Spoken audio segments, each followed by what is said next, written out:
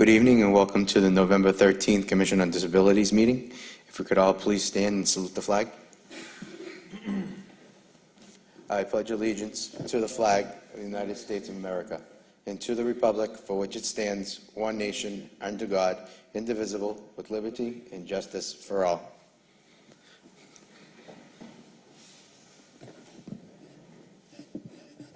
Do a roll call of the members. Vice Chair Rick Frenny. Present. Michelle DeBellis. Present. Robert Bent. Present. Pauline Perno. Present. Enza Goodwin is absent. And Albert Sheridan is absent. If I could first have someone take up item 1 for me on the agenda.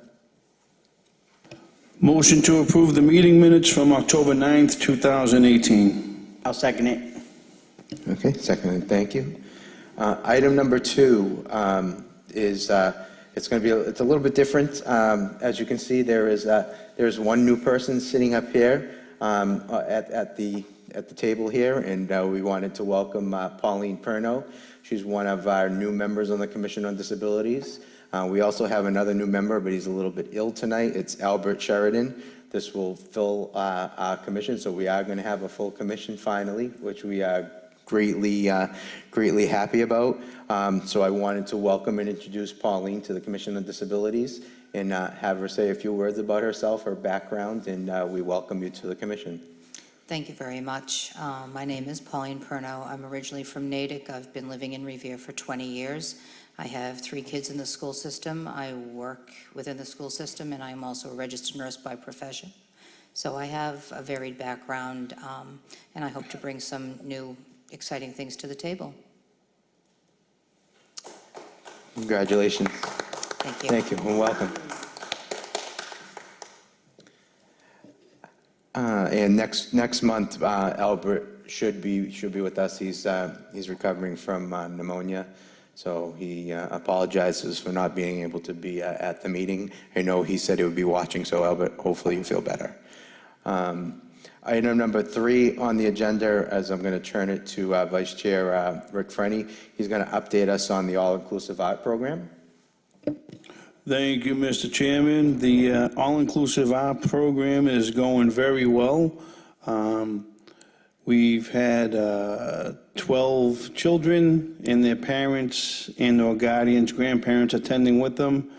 We've done it for, I believe, 3 weeks now. And it has been very impressive. Diane Casanello is our art teacher. The projects have been great. The projects were the supplies obviously provided by that grant that we received from Mass General. Thanks to your fine grant writing there, Mr. Chairperson. And this is going to go till the first week of December, I believe.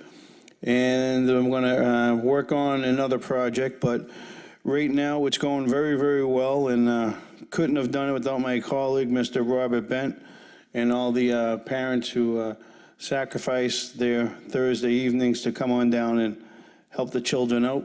Rob, why don't you add a few words in there, buddy? I can't agree with you more, Rick. Our program has been a blast for the kids, for me, and I'm sure for the parents who have been with these kids. The kids have had a blast. I've seen kids leaving the program asking if they can stay and asking if they can come back the next week, which is awesome for the kids. Seeing those little smiles is why we did this. I can't thank Ralph enough for last week, because me and you were both out, and him taking the reins of the program and taking over for us. I really appreciate that, Ralph. Thank you. Well, I just wanted to thank you two guys for helping to put this together. And just for everyone to know, we do have a City of Revere Commission on Disabilities Facebook page, and we put weekly pictures of all the kids right on there. And you can see by the smiles on their faces that they're having a good time. This was something that was needed in the community for the disabled children. And we're hoping that we are going to be able to build on that and find some other grants out there to hopefully sustain this after the MGH Revere on the Move grant that we had got to start this. So hopefully we'll find ways and funding through the city and other agencies that can help us keep this going. These are programs that are needed for the disabled children in this community. again, thank you, you two, for helping put that together for me.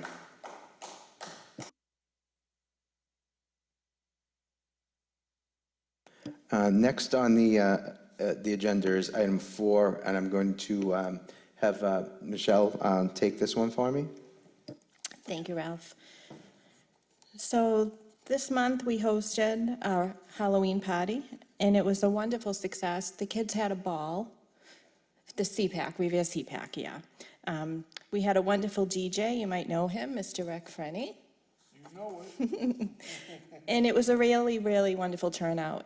Special thanks to Rick for DJing, everyone that donated candy, and of course our friends at Roro Revere for their donation as well, and all of the family and parents that attended. It was a really nice success. We're having our fundraiser this Thursday at Fuddruckers, November 15th from 5 to 8 p.m. Please come on in, have some great food, and support our group. Also, on Monday the 19th at 6 p.m. at Revere High Learning Commons, we will be hosting Boston versus Bullies. This is a really good, This is going to be a really good presentation, and it's really important for the parents to come out. It'll be from 6, it could go all the way to 8. We do not have any volunteers for the children. This is not a children's event. This is strictly for the parents, and it's very informative. We hope to see everybody come on out for that. Also, I'd like to say that CPAC is selling some tote bags and some wonderful scarves. These are great holiday items. Their cost will be $20 each, and if you're interested, you can contact Ed the Good One for more information. And yeah, finally. It didn't come through? Okay.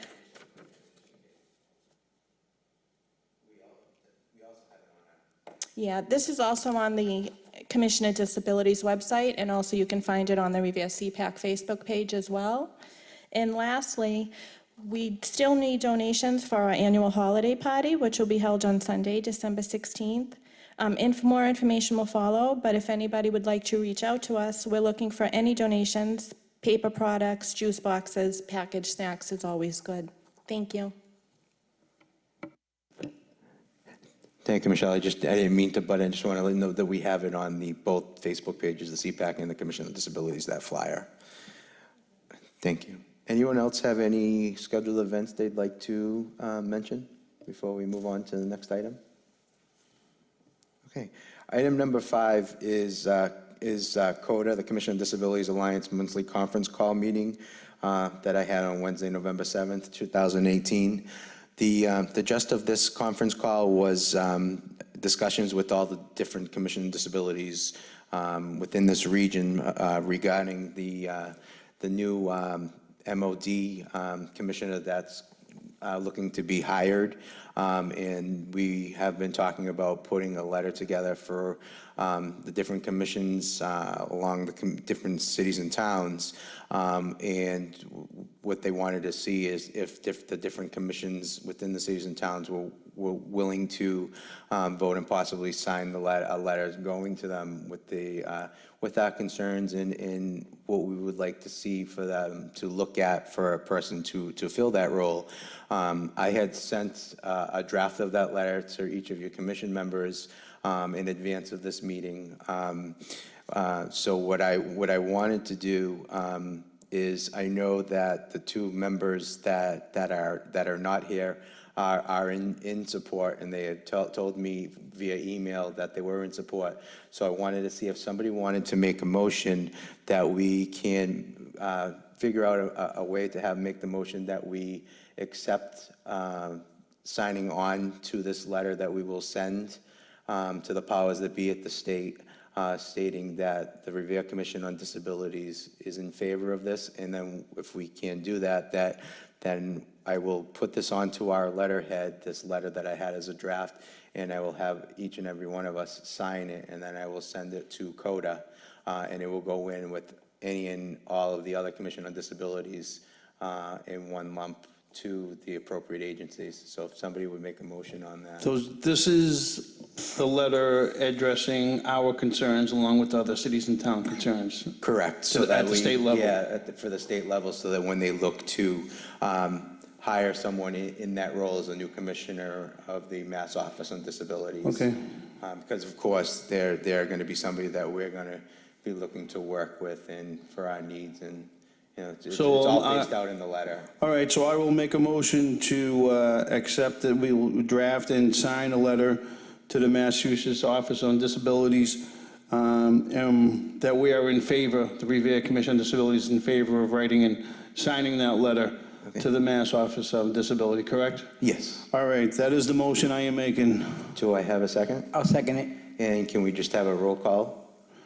Roll Rick. call to accept. Yeah, Rick Frenny? Yep, roll call to accept the motion that the Revere Commission on Disability will send a letter to the Mass state level in a joint effort with other cities and towns.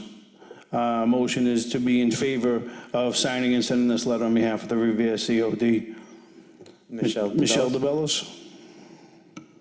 I agree. Yes. Yes, I accept. Robert? Yes. Pauline? Yes. Okay, and I know Enza and Albert both did it in an email, so they're a yes, and I am yes, so this motion passes Unanimously. unanimously. Okay. Thank you. They'll be happy that Rivera is on board with this.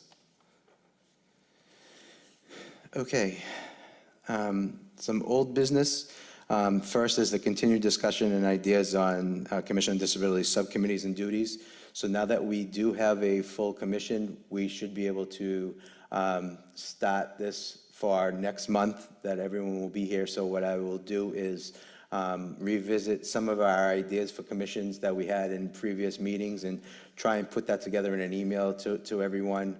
If you have any other ideas, once you see those lists, please forward them to me so we could discuss this at the next meeting and also assign people to different committees. Secondly, the automatic door openers in both City Hall, Legion Building, and also the handicap ramp at the Legion Building. I did receive communications today from both the city auditor's office that the money is appropriated for the handicap ramp, and also what needs to be done for the automatic door openers is that I just need to work on the mayor's office along with the purchases agent to solidify 3 bids for the automatic door openers, both at the basement door at City Hall, the Legion Building front door, and the ISD back door entrance. So I will be working on that so that we can move forward and sustain 3 bids, and then we can move forward on getting that done to get that up and completed. So I just wanted, it wasn't done in time to have that on the agenda, but I did receive communications today, so I just wanted to let everybody know on that. You've been on that a while, Yeah, yeah. So, so that's, so hopefully by next month I'll have some, more information on that. I'm learning about how to get everything done for bids and whatnot, so that's where we are on that. I didn't know if anybody else had any other old business on the commission that wanted to state that I neglected to put on this.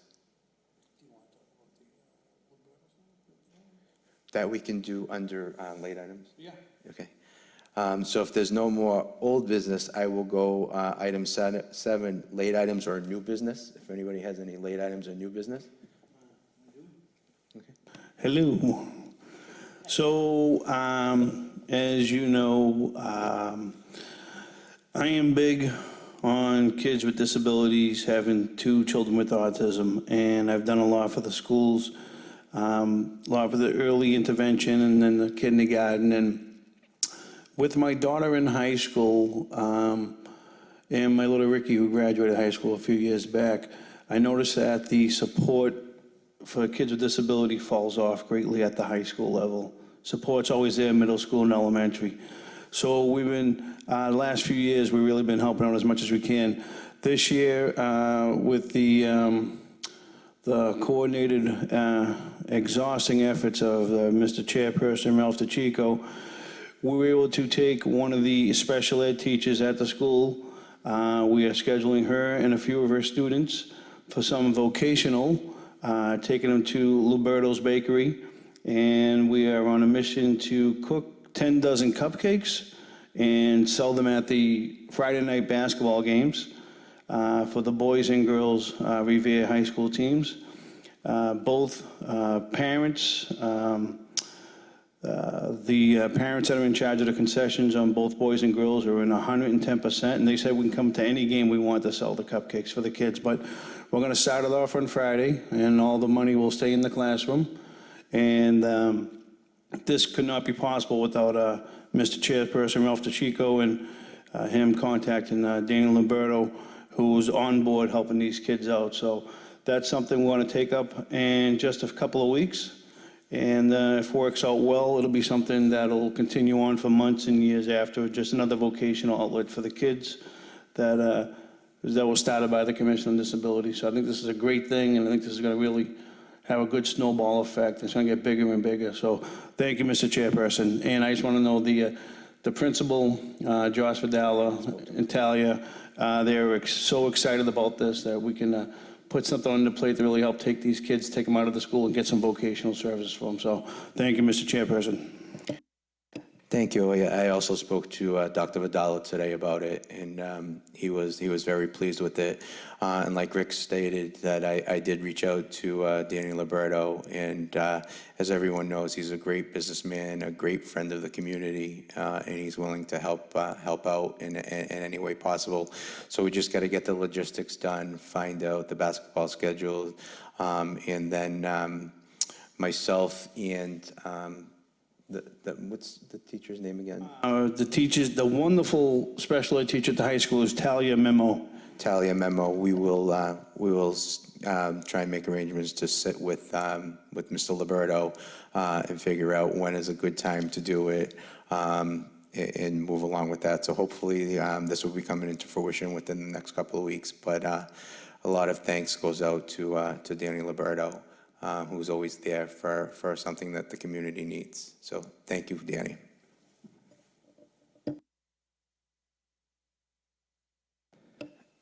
Any other new business or any other late items? Just one other late item that I just wanted to update everyone on is hopefully, not sure if we will know by our December meeting if we were issued the state MOD grant that I had tried to apply for the third time for the state to try and get accessibility surveys and needs for the community to be able to bring someone in. This is the third time that I've done it with the state, and we are supposed to know sometime in December. So I'm hoping that we know before that meeting, but I'm not sure. But I had applied for, I believe it was $125,000. I would have to check on that, but what that money would do is it would let us be able to bring an outside consultant in to go through all the buildings, city areas, to see what is in compliance or what's not into compliance, to help us do that. That's something, since there wasn't a Commission on Disabilities, it hasn't been done in years. Right now, the only way that it's being done is word of mouth. If we see something, if somebody sees something and lets us know.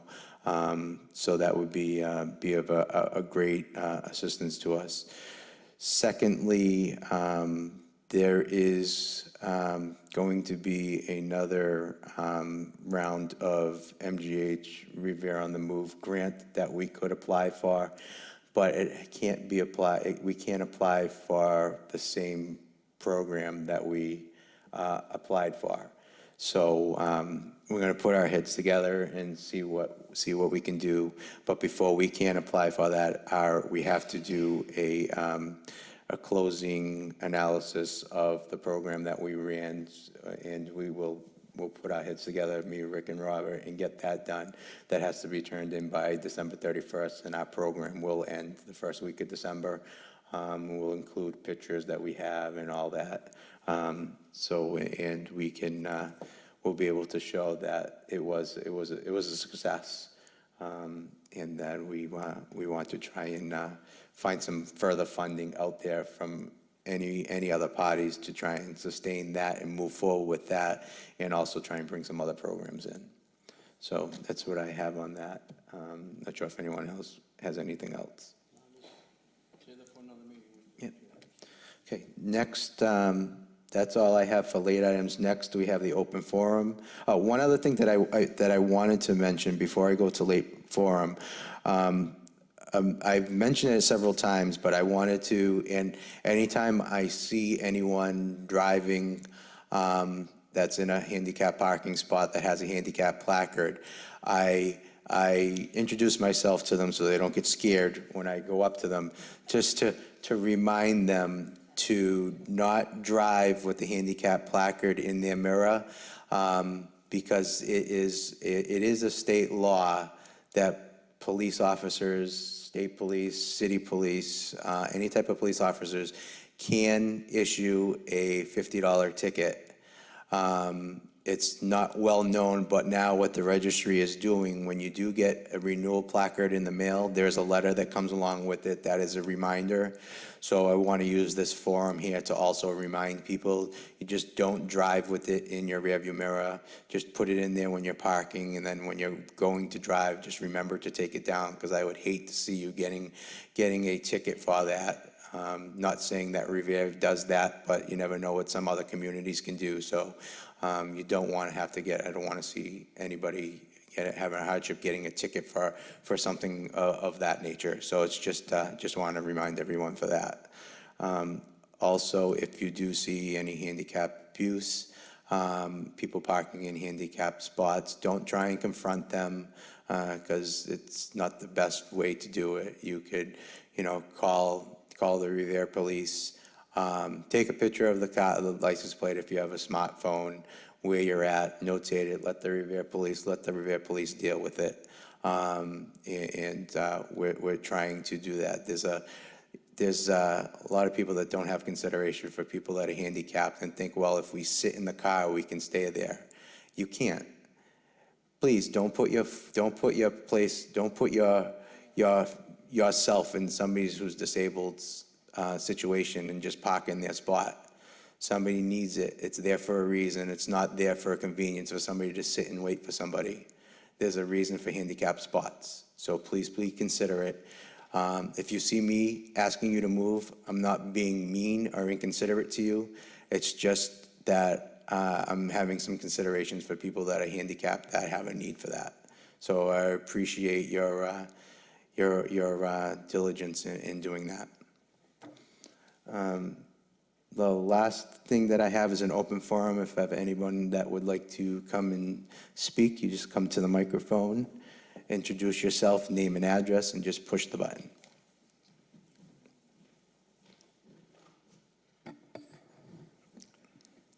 My name is Rocco Falzoni.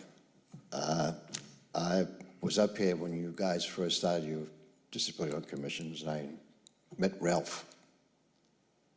Nice guy. And before I go any further, I just want to make it known the fact where this Arrigo administration had put this together, and working with the legislative aides in his office and with Rosalie Vincent, my problem has been well known in Revere for a long time. My corner I live on is 55 Toscano Ave, and we're prone to flooding for 28 plus years. And one of the reasons why we flood down here is because of the inspectional services never did their job. There's been no preventive maintenance down here for all these years. These guys would come in on the Ambrosino administration, and they're still here. Anyway, my issue here is nothing to do with something like that. But in the course of the years, I talked to Ralph about my sidewalk in front of my house, my retaining wall in front of my house, my foundation in front of my house. Because of the 28 years of flooding, I lost my retaining wall, starting to collapse. The sidewalk in front of my house, it was a normal sidewalk, which is 48 inches wide. That sidewalk been there close to, the house was built in 1970, so that sidewalk been there for, I'm going to say about maybe 18, 20 years. And all of a sudden, they built this place called Caruso Court, which is up the street from me. And next thing I know, the city came down and they cut the sidewalk down to 27 inches. And to this day, I've been asking all kinds of questions, why? And I'm getting no answers whatsoever. So I let that go, and it was time to move on. I've been working with the city council since April. What I have here, pictures tell 1,000 stories. What I have here is something similar to what the city council has, but it's not in so much detail what they have. And what I have here for detail is going to show all you guys what I've been going through on that corner on Toscano Ave. And you mentioned the fact where you got placards for handicap parking. The sidewalk in front of my house, people can't get out on the passenger side because it bumps against my retaining wall. I've had family members trying to get out of the car and fall. Because old age, they're clumsy, whatever it was, they fell. Because of the illegal sidewalk and the retaining wall. But neither said than done. My mother was in her middle 90s. She died at 95. She fell trying to get out of the car. And I was just livid. And of course, I was going to go one step further, and I'm going to sue this and sue that. But I said, you know what? It's not in my line to do anything drastic, to do something like that. It's just, I want everybody on the same page that the city council's on, and all you guys up here. And I'm working with the state now. I'm working with the state delegation, with Rosalie Vincent. And we had a meeting in her office with Senator Boncory and Robert DeLeo, Speaker of the House, his legislative aides were all there, and the governor's aides were there as well. So I told them my story. And the reason why I'm letting everybody know about my story is that I would like to have everybody on the same page as each department, whether it's the Revere, the State Commission on Disabilities. I'm not here to blindside anybody. And the reason why I'm saying that is because I have no idea where I'm going to go on my next step, but I'm really, really, really not done with this. It's gone on for too long. And the reason why I'm bringing it up again, because I was just diagnosed with kidney renal failure, stage 4, and that's my issue. So if I do get sick, that tells me that I can't if I have to go on dialysis, I can't take care of my property. I'm going to have to sell a house, and it's not fair. Because of the 28 years, what I've been going through, living on that corner, heavy rains, we flood. Doesn't rain too heavy, we still flood because of the illegal dumping that's been going on. And bring it to the attention of the former DPW. They've known about it for years and years and years and years, falling on deaf ears. I'm tired of being jerked around. I've had enough. At 74 years old, I think I need a little bit of respect from each department, and I don't see it coming at all. I should realize that, life isn't fair, but in some sense of fairness in this world, if you don't hear my story, and if I sat still, I would be remiss to not tell my story. Because like I said, if I get sick, I have no choice to sell the property and get out of there. So I'm giving it a college try to remedy everything about what's been going on here for years. Ralph, can I show a few pictures before we go? I'm going to start from this end up here. And this package is your package. So as I pass these on, I'm still going to talk about my issue. So these pictures illustrate.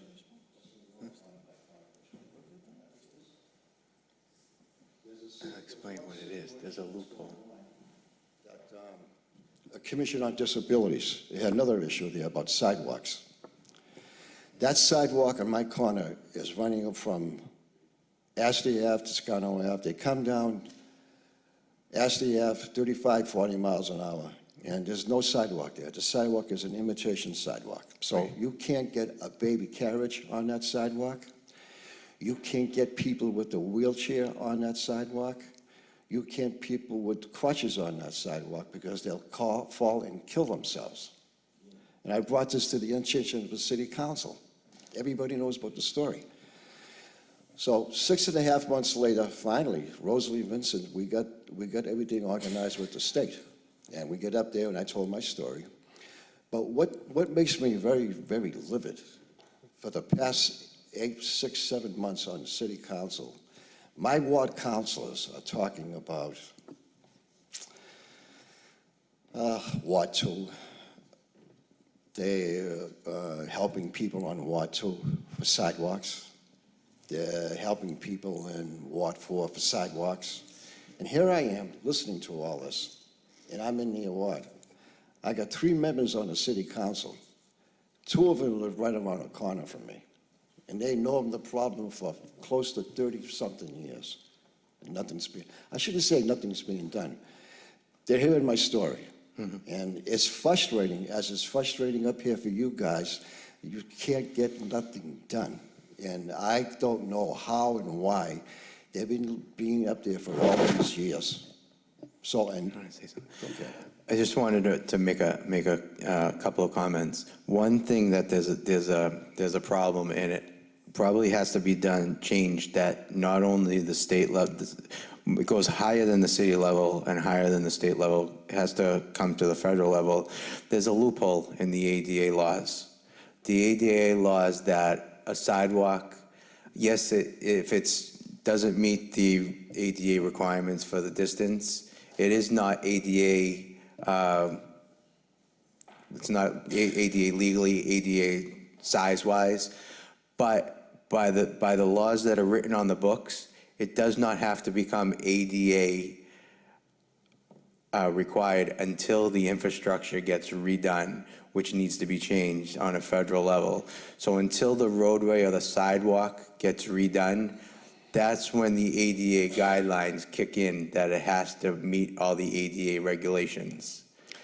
So what had happened is, years ago, when that sidewalk, you're saying, was the right distance, why that was ever cut down and how that was ever cut down immediately, that's when the issue should have come up, and it should have put an alert on people. But I can't say what happened back then. But now there's, not only in Revere, because I like I mentioned before, I have a monthly alliance with other cities and communities. There are a lot of cities and towns that don't have sidewalks, that have supposedly like sidewalks as part of the street and whatnot. So a lot of communities are going through that. So it's not a Revere issue only. It's a statewide, and I would even go as far as to say it's a countrywide issue with the ADA guidelines. So until an infrastructure gets resurfaced or redone, sidewalk and street, that's when the ADA guidelines have to be met for the regulations for the distances and whatnot. Now, I know some information for when a street and a sidewalk gets repaved or redone. It doesn't go by it's this ward councilors or that ward councilors. They had a company come in, Streetscape, and it's not just what you see on the surface. It has to also be done on what's underneath the surface. So what there's a capital improvements that are done, and cities' sidewalks and streets have to go by on a need basis for what's underneath, for what the problem is, and they also have to know of what utility companies are coming in, when they're coming in to do work, so that it's coincided, because they don't want to go in and do a street and do a sidewalk, and then 6 months to a year later, a utility company's coming in and ripping everything out again, because you know what happens when they do that. They don't repair it the correct way. It's halfway done, it's not done correctly, and then what happens after? Then you get a sinkhole. Your situation's a little different. It was, from what you're telling me, it was ADA compliant years ago. Then when that development went in there, it was cut down. Why that happened years ago, it didn't. It should have never been cut down. But now that it is smaller, it can't go back in time until that street or that sidewalk is set up for the streetscape when they know what's underneath. If it's coming up on the capital improvements for it to get done and get repaired, there's a whole scope of the streets. There's a whole criteria. There was an outside company that came in with the sonar. Rick, you might know a little bit more about that from the state when they do the same thing with the streetscape for the highways and whatnot.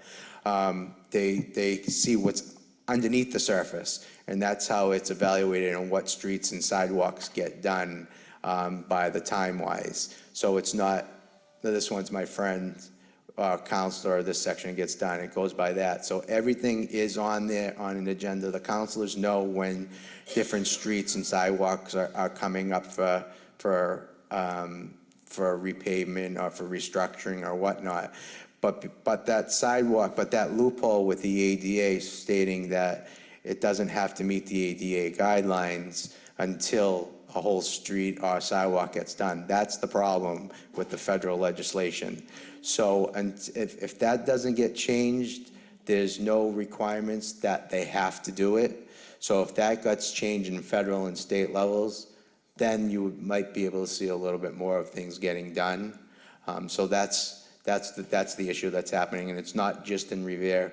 It's what I'm getting from all these other towns and communities. So I just wanted to let you know on that too. No, that was well taken.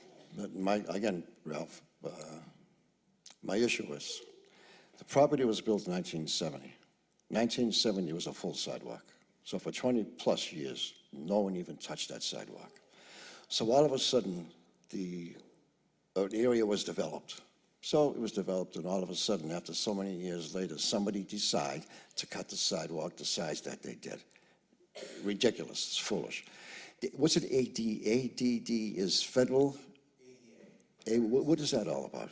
ADA is American Disabilities Act. Okay, I'm glad you said that. Now, my next issue is what that's going to be. I'm in a situation that, like I said, I really have a health issue. So there's two issues here, the sidewalk and the flooding. So let's say, for instance, we have an emergency on Toscano Ave, and we have to evacuate somebody. Now, when the ambulance, the fire trucks pull up, do they stand in 2 feet of water and 3 feet of water to pull the patient out of, to evacuate the patient? It's just foolish and it's ridiculous. But that's not the issue why I'm here. The issue why I'm here is because of that sidewalk. The picture illustrates a girl with a baby carriage, for instance. And the existing sidewalk, like I said, it was 48 inches wide. So 20 plus years later, somebody decide to cut the sidewalk, which I'm going to assume that after Caruso Court was put in, according to the city planner, Frank Stringy, Caruso's Court was started in 1989, and when it's finished in 1990. Now, we're getting into a whole different scenario, but being the fact where I was asked, I'm going to explain to you what was going on. So from 1990 to 1996, we started flooding down on Asti and Toscano. And all those years that went by, the city was blaming the state was blaming the city, and it was going back, it's not my job, it's not my job. Who's suffering? We're suffering.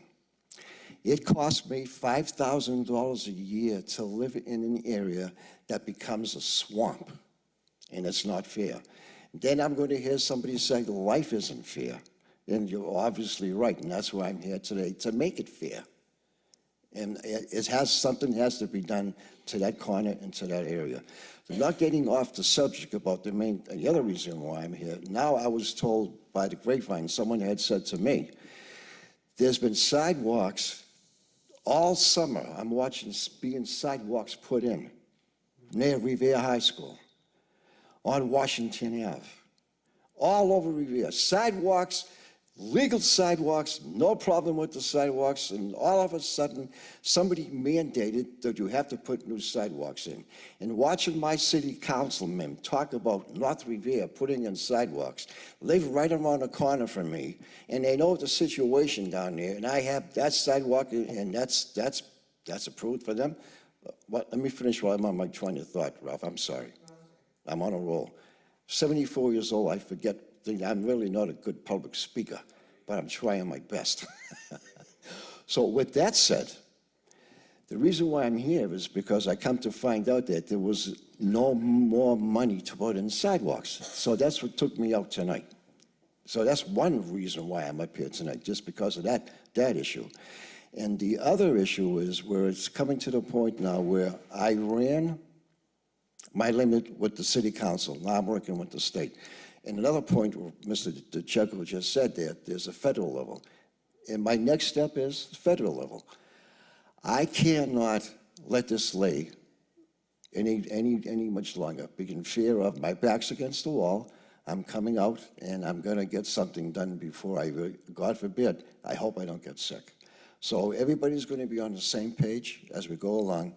And one more issue that I have with working with the city solicitor, Cheryl McCormick. We talked about this new Paul Genzio, the new DPW man. He's been invited down to this corner 3 or 4 times. Never seen him, never showed up. So when I went up to, as a matter of fact, the Arrigo administration, Debbie took me up to her office and introduced me to this young lady, and we talked, and here's your form, fill the form out. And when I get into more details about what was going on, and I said, and then I told her I showed her a few pictures, and she said, my God, how long has this been going on for? For 28 plus years. She was beside herself. Well, anyway, she's on the same page as we all are on the same page. So now it's been 3 weeks, it's 4 weeks, then I went up there and I seen her again, and I got a phone call from Ms. McCormick telling me that Paula Genzio, the DPW the superintendent, had said to me, that's an acceptable sidewalk, and that's the way it's going to be. And I said, well, the apple doesn't fall too far from the tree, because I got the same words from the past administration, DPW. And I said, this is foolish. And you can rest assured, if this was in anybody's backyard, that's up in that city council, that job would have been done, that would have been taken care of maybe 3 weeks, 4 weeks after it was all said and done. But that's neither here nor there. But I'm letting my story be heard. And I'm sure by the time the next city council meeting comes up, it's going to be the 26th, I'll hear something about it. But I'll be there. And they can ask all the questions they want to ask, because I'm going to be acceptable to answer all the questions. So with that said, I'm not here to blindside anybody. I just want to be on the same page. And we're all set. Do we have any questions or anything from anybody? Just looking at these pictures, Mr. Falzone, this is an atrocity. It's absolutely horrible living conditions. I can't believe this lasted as long as it has. Thank you. It's a swimming pool, and it's funny because there's a storm line right in front of that small sidewalk, yet it still gets flooded out like crazy. So, yeah, the catch basin, yeah. So if the sidewalk was wider, it looks like they probably moved the catch basin over when they shortened the sidewalk. They did. I was there. They Yeah, did. so, right, exactly, yeah. I mean, sidewalk's one thing, but this flooding, this is, wow. This is horrible. I couldn't live down there at all. God bless you for lasting this long. Hopefully it's in the right ears. Hopefully Representative Vincent or Speaker DeLeo, being at the state level, can assist with this and maybe get this on the right track to get this flooding situation fixed, and perhaps get rid of that sidewalk and put another one in, or at the very least just get rid of that sidewalk altogether. You know, maybe just put a curb there for now and just let people just walk in the streets, because it's a lot, you fall off that sidewalk, it's a tough sidewalk to walk on. That lady with her stroller was barely hanging on there. Exactly. And her friend's talking to her, and she has to walk in the street. So I can see how some of the side streets are, so I'm throughout this, my job carries me throughout the entire Commonwealth every day. So I see these type of streets and stuff, and although they are, you know, the sidewalks are legal, you know, some of them are acceptable with the city ordinance and how they go, but the flooding is another thing. I mean, they just know you got a little sidewalk and you got a lot of flooding. Should be a little flooding and a lot of sidewalk, you know, but hopefully this won't fall on deaf ears any longer, and you know, we'll just pass off what we heard here tonight onto the other politicians here in the city that you've already spoken to. But I just want to say I feel for you, and these picture tells 1,000 words. These tell the whole story right here. So I'm sorry you're going through what you're going through, Ms. Falzone, and Thank you. I wish you well in your health. I know I've been through kinds of stuff like that, so I wish you well and God bless. Thank you so much. I really appreciate you listening to me and my story, so I really appreciate it. Mr. Falzone, I just wanted to This is yours. just make a follow-up comment on what happens, like I mentioned before, when Streetscape goes out and finds the streets that are the worst streets underneath. When, like I said, whenever they have to do the streets, they have to make the sidewalks ADA compliant. So that's why you see new sidewalks going in everywhere. They're not just going in, putting sidewalks in places, they're doing the streets. So when they do the streets, they have to also make the sidewalks. Understood. And they have to make those ADA compliant. So what it is, there was a company that came in and, so what could be the problem is Toscano Ave, the street might be no problem there. So that's why Streetscape hasn't had it as a priority to fix that street, even though the sidewalks, so that's why you see other streets and sidewalks getting done first. But I probably can assure you that that is on the thing, and every year there's chapter money that's getting done. So when they say the money is run out, that doesn't mean it's run out just for the time being, because of the weather-wise and whatnot, that what can get done. So that's why when you see Mountain Ave in the high school, all those streets are resurfaced, Mountain Ave, so when the street gets redone by the ADA guidelines for when something gets resurfaced in Sergeant Street, they have to, by law, put new sidewalks in that are ADA compliant. So it's not just sidewalks going in, so rest assured. So they would have to come down there, do the streets, do the sidewalks, all in one shot. Before I say, I just want to touch on one more point. I was even willing, the last time I spoke to Ms. McCormick, I was even willing to tell Mr. Agenzio, I'd be willing to give up 4 or 5 feet of my property. If that's the case, put the sidewalk, I'll give up 4 to 5 feet, and make it interesting all around, so that you have no problem with traffic, and my sidewalk will be legal, and my wall won't collapse.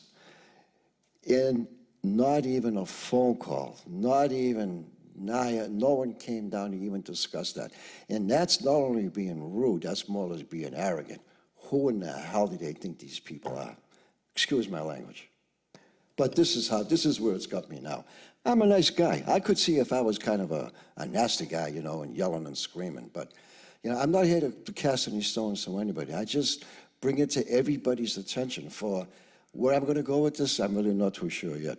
But I really want to appreciate you guys that you finally listened to me, and thank you so much. I have one more quick question, because Absolutely. I can't remember. Toscano Ave, does it have sidewalks on both sides of the street? It does. Okay, because that's the other thing too that can be done by the ADA too.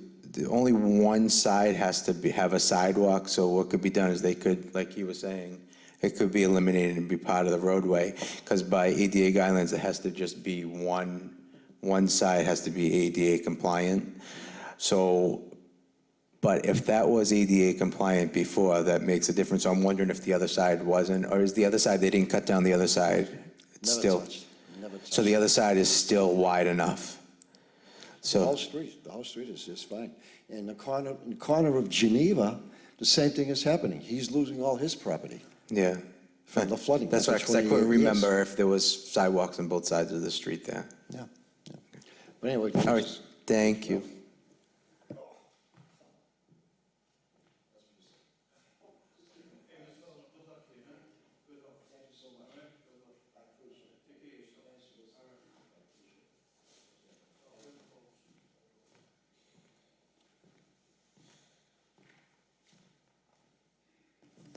Anyone else have any questions or comments?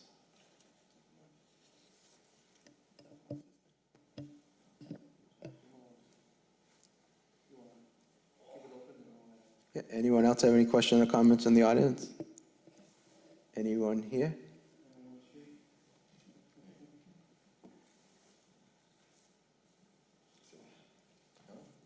I'm here. Want to talk? What? I saw my sister. Look, talk to them. Talk to them. Ricky? Hey, what's going on? Nothing much. How you doing? Okay, everything's good? Yeah, All right, you look good. thank you. All Rick, right. Yeah, how you doing? Okay, your mom here? yeah, how was the Halloween party? How was it, Ricky? You No, I didn't. I didn't go either. Who was there? No, I was there, I was at a very young, I was at a little kid. You was? Yeah. I was at one, for small kids. It was like 4 to like 16 years old. But guess what? When is the baseball game?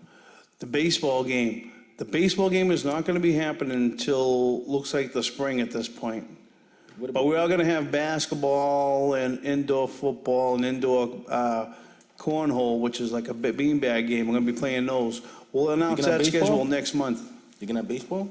Baseball's going to happen in the spring, yeah, not till April. What else? What other events you gonna have? We're going to have Basketball? basketball, football, some floor hockey. Going to have some fun. I'm a DJ. I know, well, you can play some music too, okay? I play music too. I know. We'll have to have you bring your music, your mixer. You can play some music while we're playing sports. I got a speaker too. All right. All right. I'll talk to you after, okay? Thank you. Okay, have a seat. I'll talk to you after, as soon as we're done here. All right. Okay.